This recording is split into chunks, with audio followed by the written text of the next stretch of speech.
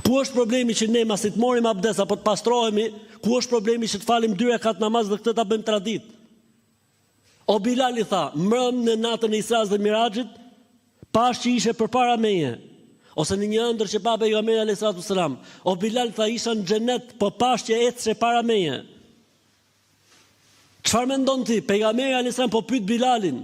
Çfarë mendon ti o Bilal i tha? Se ç'të bëri të ecësh para meje, pararoj e pejgamberit alayhis salatu wassalam. U mendu Bilali radhiyallahu ta'ala çfarë thoshte, se ishte si të gjithë tjerët, nuk kishte gjë që e dallonte nga të tjerët. Pastaj u kujtua të tha o pejgamberi Zotit, ndoshta sa herë që pastrohem dhe marr abdes, nuk rri pa i fal 2 rekat namaz. Heshti pejgamberi alayhis salatu wassalam. A e di kur hesht pejgamberi alayhis salam çdo të thot apo jo?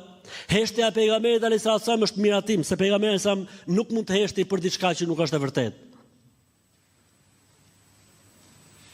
Pa e diti që në qoftë se ti e merr abdesin siç e ka marrë pejgamberi alayhis salam, çfarë gjuna është ke bë me sy, me vesh, me duar, me kom, me gjithçka, me gojë që Zot na ruaj, çfarë bën goja jon?